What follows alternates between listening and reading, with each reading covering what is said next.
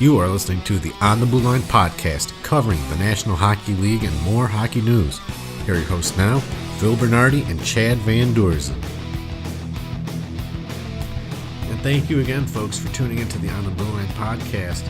My name is Phil Bernardi, and for my partner, Chad Van Doorzen. Thank you again for tuning in. We're broadcasting from Northwest Indiana. You can find us on Google at the On the Blueline Hockey Podcast. Also, we're on jedcastradio.com. So, we just had a wild few 3 games that we picked up, huh, Chad? Yeah, we got a lucky week there, huh, Phil? Yeah, 2 for 3 on some crazy exciting games. Oh, yeah, man. Almost a perfect 3 for 3. Yeah, almost. Which one was the... I would say the Minnesota and the Chicago game, Sunday. Yeah. That was pretty good. Yeah, it definitely was. It was disappointing to see the Hawks lose first place. I know a lot of Hawks fans, such as myself, was really, really counting on that game as, Yeah, I mean, the thing was, I thought there were a couple weak goals by both goalies, Dubnyk and Crawford, who started for each team. Dubnyk for Minnesota and Crawford for Chicago. Minnesota ultimately won 3-2. Both goalies had over 30 saves. So the game was, both ends of the ice, and it looked like it was a pretty good defensive matchup in the neutral zone also. Oh, yeah. I wouldn't say necessarily just like the weak goals. I thought, Patrick Kane's first goal was rifled really well, into the net. Oh, yeah. Yeah. It was his second goal that kind of Dubnyk should have had with his blocker. I mean, even... Oh, yeah, I do remember even that. I think it was Foley or Olczyk was talking about it, that the puck sort of fluttered over Dubnyk's blocker. I think it was Olczyk. Yeah, I'm uncertain about that. I was at the bar watching it, so you didn't have any value. But yeah, I mean, I noticed that it seemed as if Patrick Kane was like the only one that was able to dangle. And some nights you get that, where all players are ineffective, but then one happens to shine. And that was the case with this game. Unfortunately, you can't do that against the Minnesota Wild. They will close you out, and they will close you out really well. I mean, all the action, as Joe Quenneville has always said, the action's all off the shot against this team. And if you can't get the shot past, which it was really tough to, then therefore that was the result. 3-2 game. Minnesota, was able to rally through under a 2-0 lead. Yeah, I mean, Devin Dubnyk had a 33 save performance. The only goals were Patrick Kane's. Minnesota was 1 for 1 on the power play. Chicago was 0 for 2. Nino Niederreiter, the Swiss sensation, he had the Minnesota power play goal. Chris Stewart had a goal and a fight in the game, and Pominville ended up with the game winner. Yeah, I'm really impressed by Minnesota. Like, Chris Stewart's really picked up his play. I believe he has 7 or 8 goals on the year. And, he was one of those guys that, came from St. Louis, a big enforcer. And, he's really picked up his play, really has developed into a much more, how do you say it, role player. Yeah, I would say he's more well-rounded now than he was with St. Louis. With St. Louis, he, was coming hot right out to juniors. That too. And then he kind of lost his streak for a little bit. But I think like you said, lately he's found his game. He's found his game. Also, like you said before, Nino Niederreiter. Yeah, he had a good week this week. Yeah, we've seen many tallies from him. He's always involved. And, with this going on, and, Eric Stahl playing, he's not a captain, but he's playing a captaincy role. He's emerged. I believe he has 14 goals on the season, and that depth is a big deal going in, and it's a result of why they're so good. So another game was the next night on Monday, Washington versus Pittsburgh, and boy, oh boy, was this a game! I can't believe we hit jackpot with this one, choosing this game. There last are a week. lot of people who love this game, just for what happened in the second period alone. So coming into the game, Washington had a 9-game winning streak. The matchup was Matt Murray in net for Pittsburgh and Braden Holtby for Washington. And Holtby had allowed 2 or less goals in 24 of 34 games played until this point. Washington led 2-0 over the first, and then Pittsburgh had 6 goals in the second. I mean, 6. Gino had the hat trick. Yep, he had a hat trick in the second period. I was just about to get to that. Holtby was also pulled with 5 minutes left in the second. The Caps tied it up at the end, but Pittsburgh won it in overtime. I mean, that was a game that if you were watching, you were glad you were glued to your set. Yeah, that second period was by far one of the better periods that you'll see probably this year. I mean, these goals that were scored, it looked like the goalies just, I don't know, like players just got tired. Yeah, I think so. I mean, there was a lot of skating. I mean, Wednesday night rivalry. 6 goals. No, this was on Monday. It was pretty bizarre. I still can't get over the number of goals that was scored in the game. That was pretty wild to me. I've never seen such an outburst in the second period like that, especially this season. Yeah, it's glad that we were able to witness that. Oh yeah. So then for our games last night, we had Chicago at Boston. Excuse me. We had that's tonight. That's going to be a good I game can't tonight. wait for that.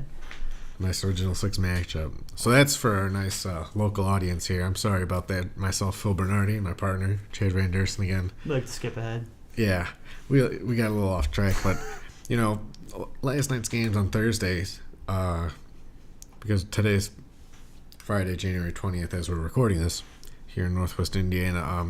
We had the Dallas the Islanders. John Tavares, put up great numbers or great looks in this game. He had his first career shorthanded goal out of 200 plus goals on his career in 500 some games. I mean, that's kind of impressive to me. Oh yeah, I mean the guy is a star. He's never had a shorthanded goal up until now.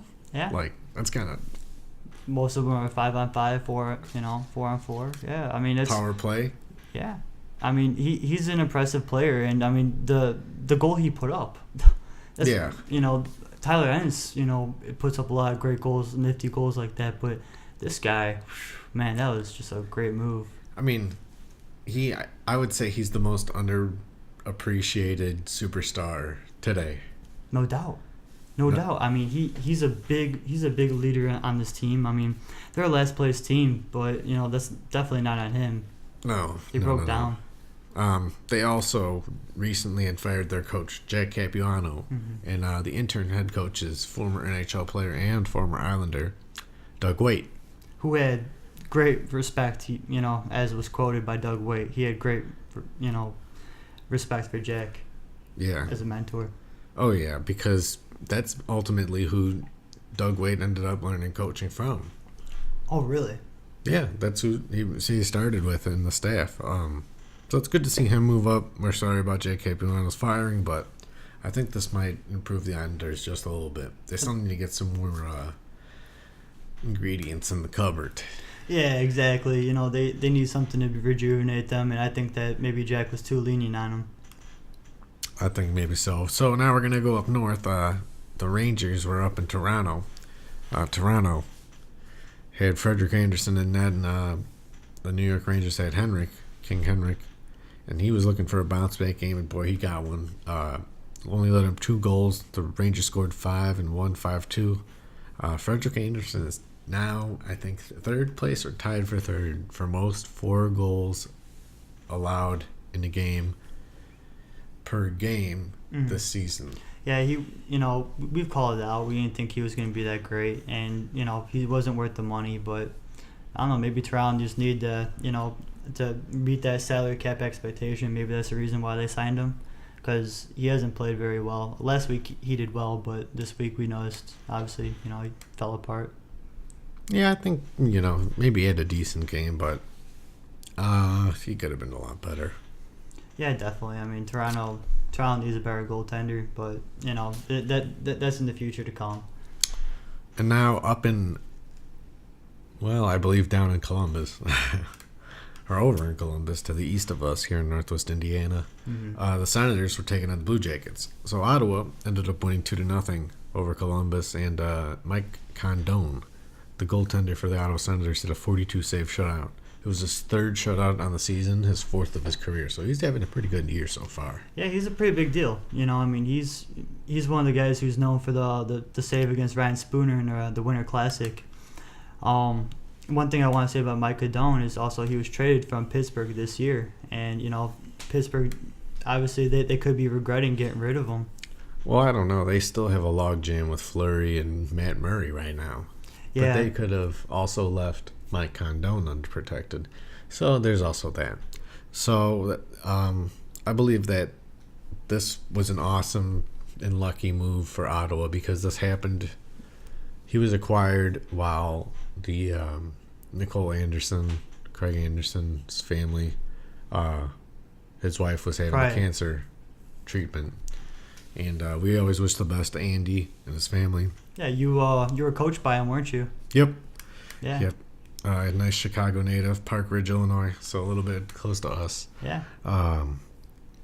So it looks like the Ottawa Senators still have, they've had good goaltending this season, which usually hasn't been the norm. No, I mean they have great offensive talent. Their defensemen are great offensively, and it means a lot for them to have that. Columbus just hasn't looked good ever since coming off that losing streak. Yeah, they've been shut out twice, and they've lost 5 of their last 8 games, and it's disappointing. It's all about that bounce back, and what it says is, coming.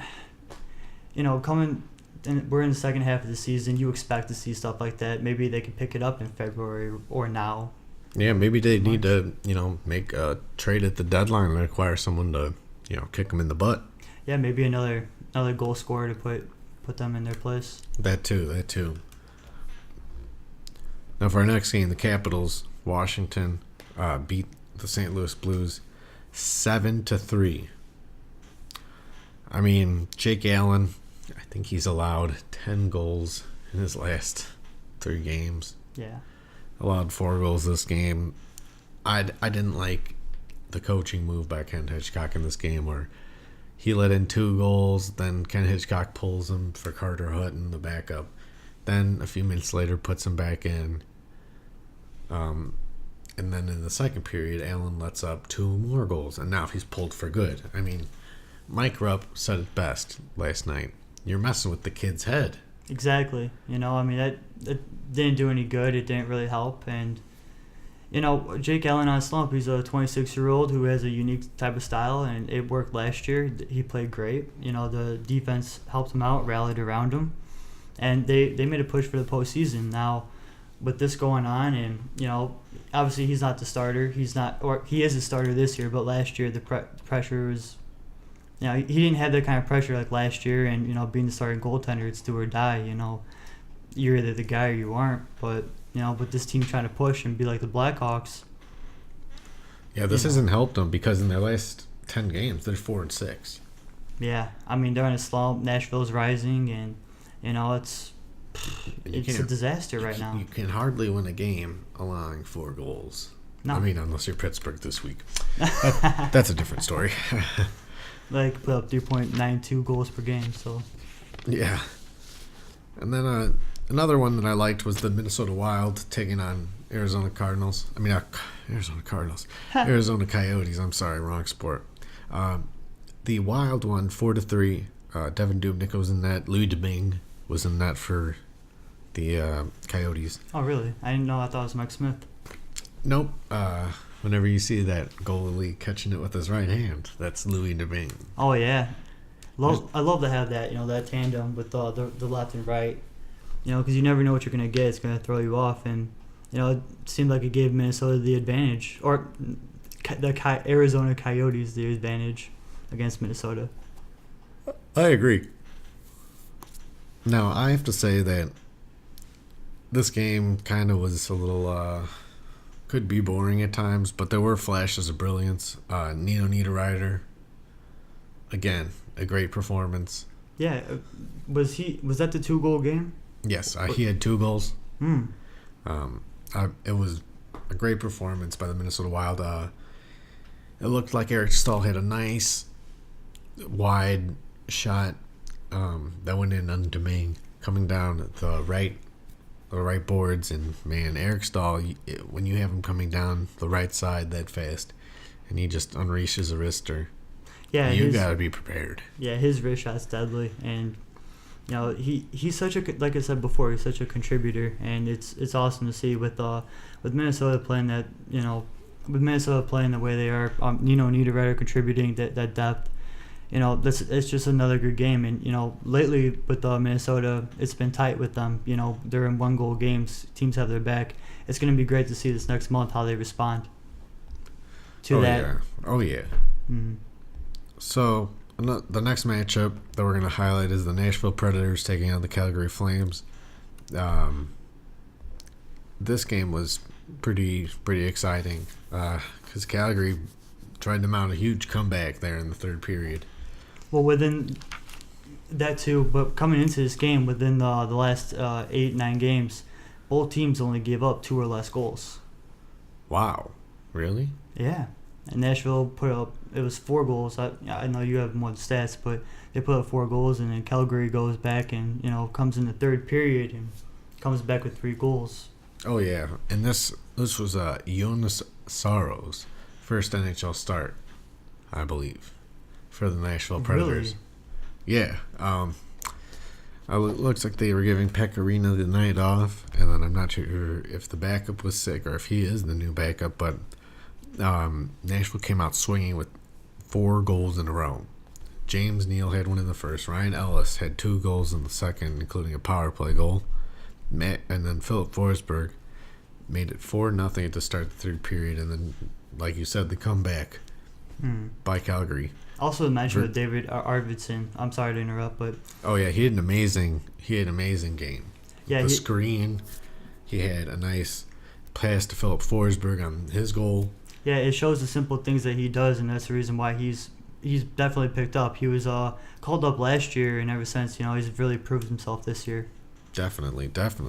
And then the comeback comes. Christopher Stieg, power play goal. Mm-hmm. Michael Frolik.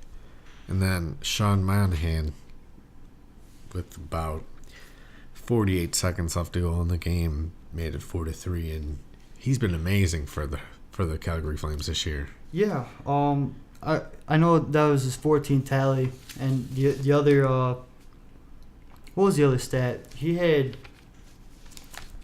last 5 games. He's been that good. He's been really, really good for them. I'm not sure, but he's been crazy so far this year. 14 goals, 15 assists, 29 points. He's a -12, but he's only 22. He's been awesome so far this year. Yeah, in Calgary definitely needs those guys to step up. They're prospects, and so far they have. Chad Johnson, and that is playing awesome. And they're in they've been stuck in that wild card spot for quite some time, and their resilience to be able to come back with those 3 games. With those 3 goals in the third period, a lot of teams don't have it. Well, Chad, I think the stat you were thinking about was he's had a goal in the past 4 games. Thank you. That was really tongue twister there. No problem, man. Then the game that we chose last week.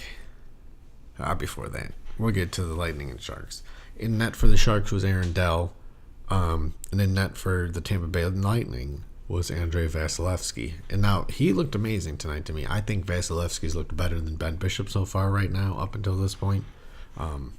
But he just couldn't get the win for Tampa. Aaron Dell for San Jose played amazing. Yeah, he's 5 wins, 2 losses, 1 shutout, and his starts helping out with contributing to the goaltending. Yeah, because Martin Jones does need a break here and there. Oh yeah, and to get a break from this guy, I know that you like him a lot. Yeah, I think he's been a great backup for them this year, and that's one thing that was an Achilles heel, so to speak, for the San Jose Sharks. Oh yeah. They did have Thomas Greiss, who's now the starter, and there's a train now here in Northwest Indiana. No, of course, they're everywhere. So, Thomas Greiss is now the starter up in New York, the Islanders, because they shipped out Yaroslav Halak. So ever since Thomas Greiss left, they just haven't had a good backup. up until now, I believe. No, and it's great that they hopefully they found one, because the Sharks need to make that push, and Martin Jones. Let's say you can't rely on him. Well, when the Hawks won the Stanley Cup in it was 2015, against Nashville, it was Scott Darling that had to back up Corey Crawford. Let's say Martin Jones doesn't needs a rest or isn't playing well. You need Aaron Dell to keep your stature in the NHL. Oh yeah. Where you're with the position that San Jose's at, of course. And now for the final game that we chose last week, the Anaheim Ducks and the Colorado Avalanche. Now this game was hilarious, and I thought, oh yeah. John Gibson started for Anaheim and Calvin Pickard started for Colorado. It was 0-0 after the first period. Anaheim hit 22 shots on goal in the first period. And yeah, that's the Avalanche only had 3. I mean, I don't remember the last time I saw at least 20 shots on goal in a period. No, I mean the average is usually 10, 11. That. Yeah, that I would say that's the correct number. It was just kind of bizarre to me. And so then, about halfway through almost halfway through the no. I'm gonna say second over period. Halfway through the second period, Eric Jelena misses the net with a nice slap shot, and lo and behold, the glass breaks. Now, usually rinks, have spare glass to come out and fix it. Well, Anaheim apparently didn't have a piece of glass on hand. I wonder how many NHL organizations don't come prepared like this for this situation. Now, I think a lot are starting to make sure they're prepared, because I'm sure Gary Bettman, the commissioner, hasn't been happy, Chad. Oh, yeah. I mean, you're wasting 40 minutes, and, it's 40 minutes of, you have to keep your rink open. And you got to think about it. It's the late game of the day, and it's all the way out there. It was a 15-minute delay. That's 50 minutes, and that costs your organization money. Yeah, because ultimately people might start leaving, because they have kids to think about, bedtimes. Yeah, it's like a auto play. It's like as a Ford didn't have tires. Right. I mean, the good thing was they kept the beer stands open. Mm-hmm. Yeah, definitely, and you gotta come prepared, and I remember what was it? They cut an ice sheet or whatever, and they made it too small. Yeah, so the thing was, all teams are supposed to have the same size glass behind the net.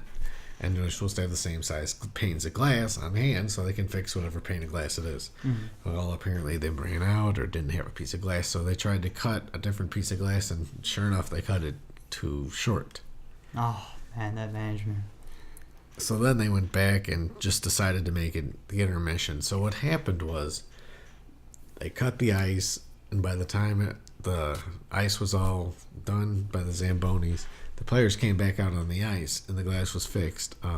So then they finished playing the rest of the second period with the 9 minutes remaining, and then did a dry cut. So now a dry cut is what you call it when the Zamboni does the ice, but without laying down fresh water. So they did that. Then they started the third period. 20 minutes per period in the NHL. So it was like the game. Nothing happened to the ice, even though the ice out there in Anaheim is kind of bad. But the players didn't really get as long as a break as they normally would during an intermission. Yeah. I'm sure that threw either team off. One maybe got the advantage, and when that kind of stuff happens, yeah, I mean, owners definitely get mad, fans get mad, because people have to go to work the next day. It was Thursday night after all. Yep. Yeah, that was off Eric Gallant. Jelena. Say it again. Jelena shot. Yeah, I mean that. I never thought that with this technology and with the way the boards are made, I didn't know that you were able to shoot it past. Because it's not glass no more. It's plexiglass. Which is made a little bit stronger and more durable. But oh yeah, and it's been to bend a little bit, but he did spider it pretty well. So during that little second period frame, Gabe Landeskog had an awesome power play goal for the Colorado Avalanche. Yeah, and we were talking earlier about Nathan MacKinnon being the big setup guy, and Although he got, I believe he got an assist. I don't know if he got an assist, but this guy's playing awesome. Like the 6-4 game against the Hawks they played the other night. This guy was a big part of it with his speed and puck handling.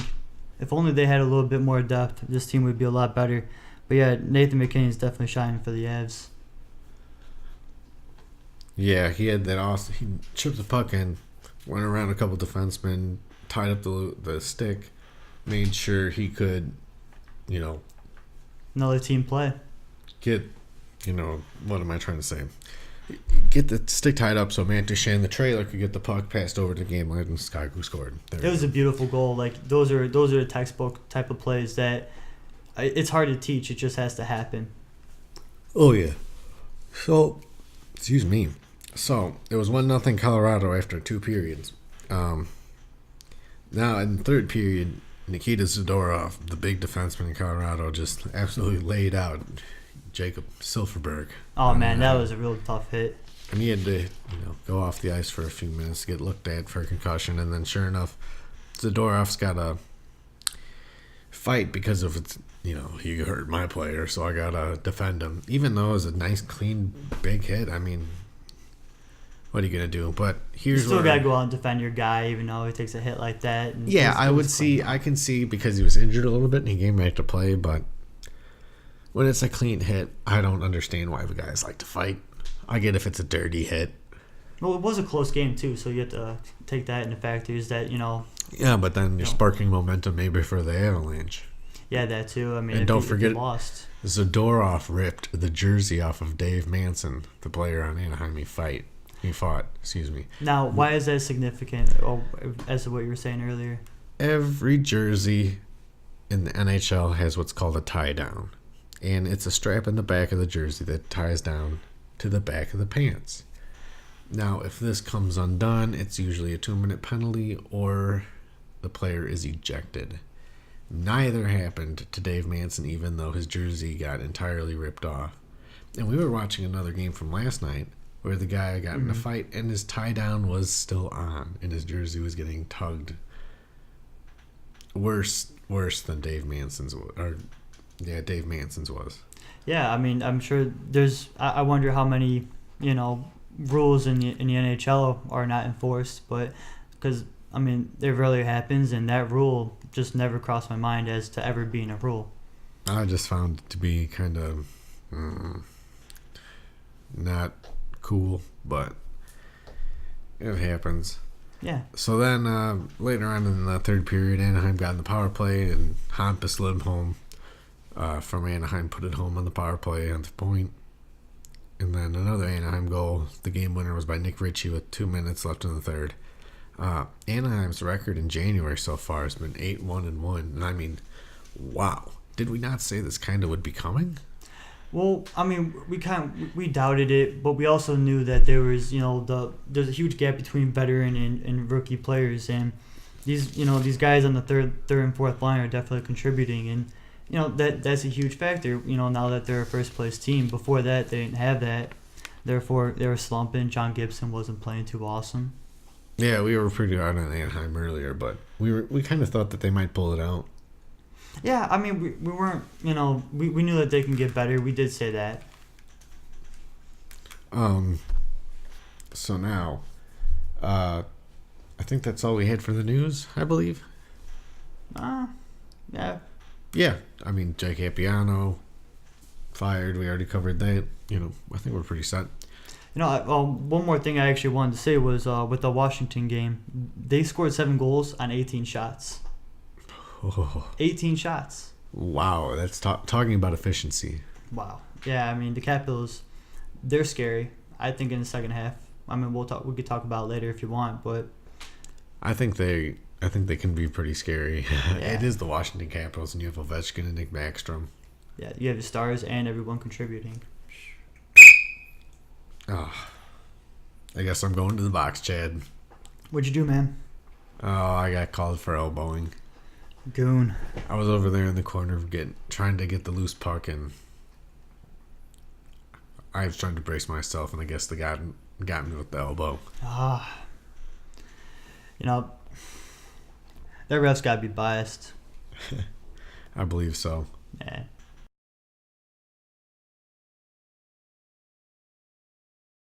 Well, what teams do you think are going to rise and shine this year, Chad? Well, I think right now, as we said before, Washington's doing really well. Rangers are in a wild card spot, and in the Metropolitan, They've been slumping. they're slumping, but everybody's winning too. So that's a big factor. Um, I could definitely see Philadelphia in the way that they're playing. They're a gritty team. Toronto right now, I did not know this, but they are 50 points in 43 games. They're in the second wild card spot in the East. I can't see like the Islanders. I can't see. No, I can't see Florida. the Islanders or Buffalo. No, I mean maybe Tampa Bay could sneak up in the East. I think that they're the best of the rest for that. I think But- so, and I don't think Carolina will keep their current pace. No, I mean, yeah, they still have the number one PK, but I mean, obviously that's not a stat that matters to win a regular season. That's true. Who do you think so far?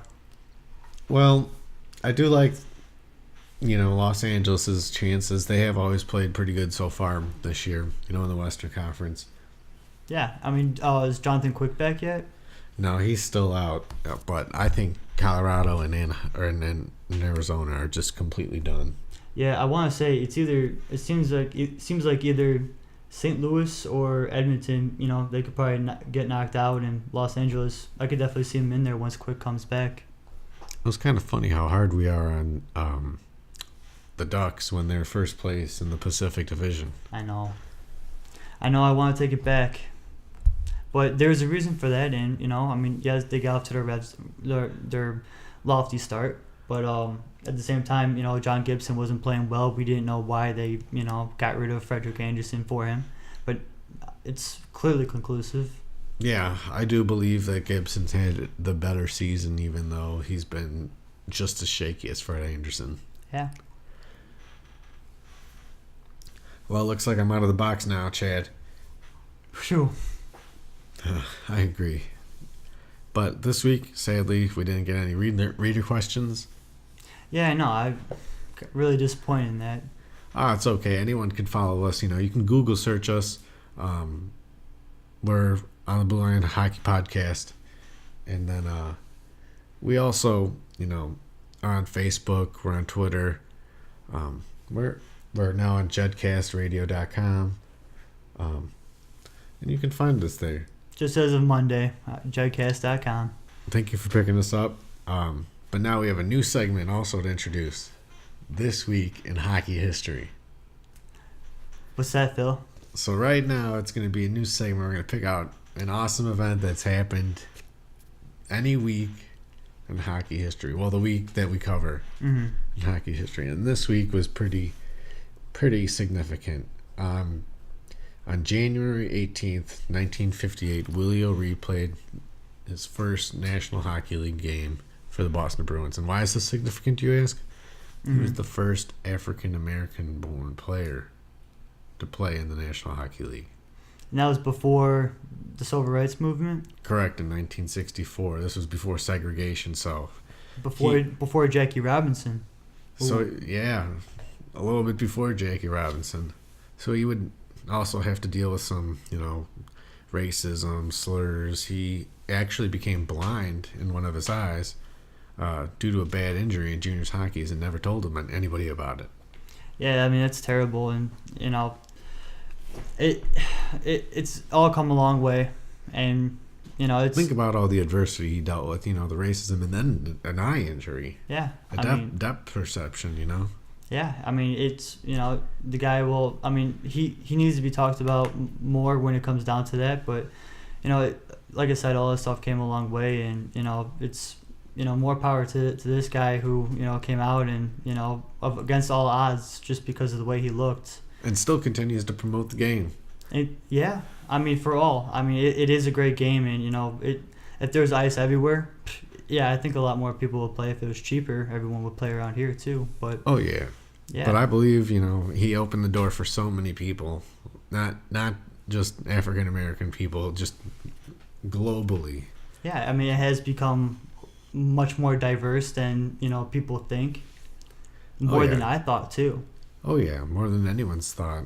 And then also, today, January 20th, 1997, Wayne Gretzky signed with the New York Rangers. Yeah, it was a 2-year deal. Correct? Yeah. Worth about $10 million. Yeah, he was a key piece, and, at the time, the GM was saying, hey, we don't want to say nothing yet, but we might sign him, and a couple of days later. They got him, and then sure enough, once his deal ran out, he hung his skates up for good. Yeah. It looked like he could have played longer. Yeah, it looked like he had a couple more years, but the man went out on top in the way he wanted to, and in the year 1999. How fitting. Yeah, exactly. It was because of this guy, people are like, well, who's the next great one and all that stuff. Well, Jaromir Jagr's close. Yeah. Most players fit his formula, though. He was the foundation of what hockey is, and, hockey smarts, and, The Office, and, Wayne Gretzky did all that. By the way, he wasn't even drafted. That's true. He was signed as a free agent because he used to play for the Indianapolis Racers. Yeah. I mean, many people don't know that, and they're like, what? When I say that stat, or, when I say that. Yeah, Wayne Gretzky was a resident in Indiana. How funny is that? Oh, man. If we could have gone down and watched that guy play.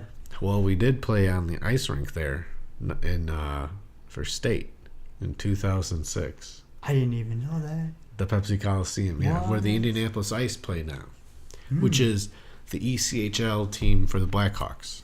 Oh, I thought you liked that just because it was Pepsi and, Colorado has a Pepsi Center. Well, I think now it's the Indiana Farm Bureau Coliseum.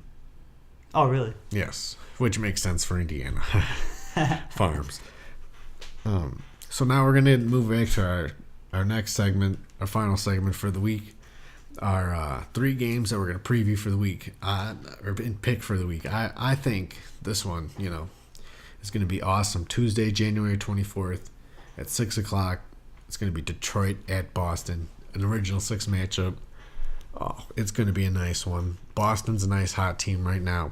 Detroit's, kind of been slumping, but I think they can climb their way back. They can climb their way back. They got Thomas Vanek back, and he's been a big part of that. And when they went down, when Detroit was slumping, Thomas Vanek wasn't there. Now they have to catch up. It's hard to say whether they will, but they definitely have potential. Oh, yeah. I know you liked this game. Edmonton at Calgary on Saturday night.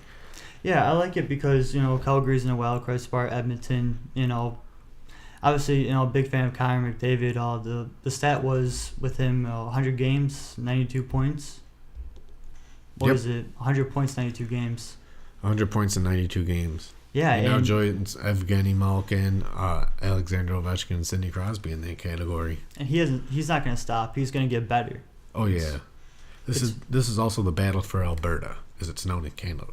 Right. And it's always a nice, intense rivalry game. And I believe this game, it's 2 really good teams, especially with goaltenders. Yeah, Cam Talbot and expected Chad Johnson. I think so. And this game takes place Saturday night, January 21st. Tune in to that because we'll be talking about it for sure. And then the last game we're previewing and picking is Wednesday, January 25th. Now this is a Wednesday night rivalry game, so you can check it out on your televisions for sure. This is Philadelphia at New York. The Rangers. All these big rivalry games that Philadelphia definitely meets up to the expectation with these games with their style of play. They're involved in every single game and they play really well. You gotta check these Philadelphia Flyers out. Yeah, they're sure a fighting team, and not just in the word, but they're pushing everybody to the limit when they play.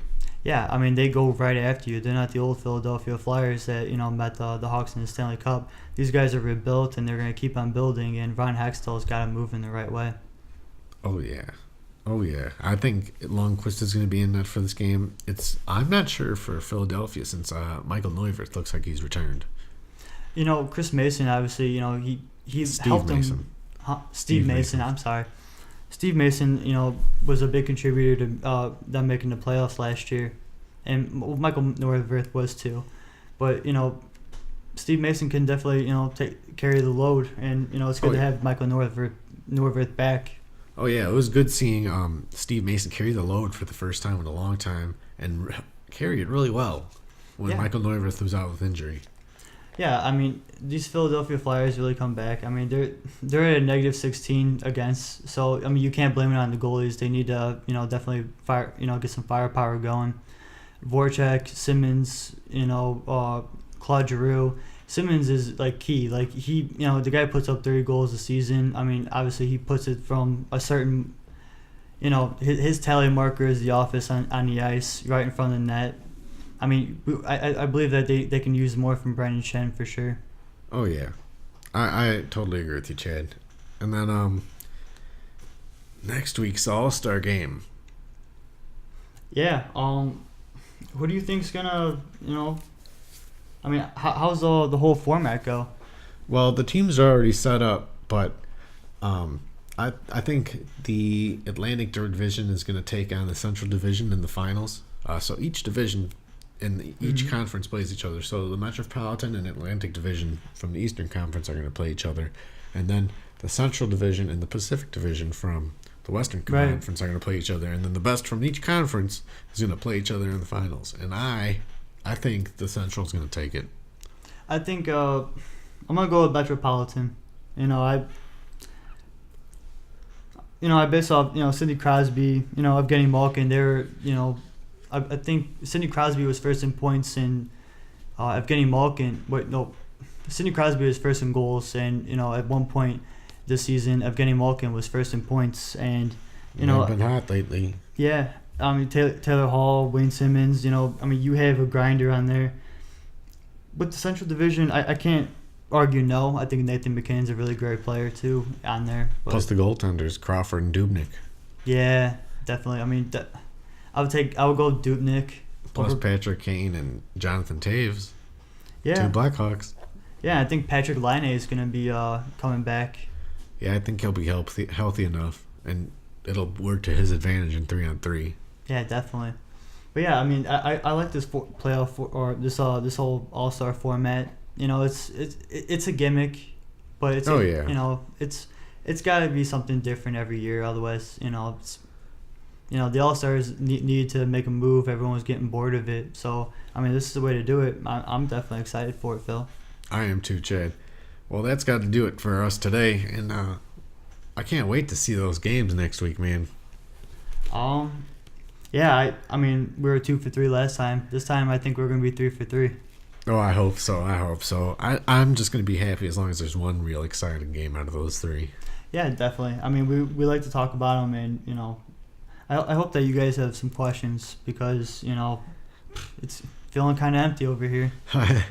Yeah, especially here in Northwest Indiana, but we are booming, and you can find us on judcastradio.com, and we're also on Facebook and YouTube. We just want to say thank you again for tuning in. Hope you guys check out those games, and we'll get back to you next week with more game recaps and hopefully some great All-Star game prognostications. Oh yeah, I mean, because don't forget the skills competition. We got to talk about who might win. Yeah, but which one's your favorite, by the way? I mean, I do like the hardest shot. That's always been my favorite. Hardest shot? Yep. I kind of like the pass one. Where they pass into the cups. I could see that from your angle, Chad. But for my partner, Chad Van Dursen.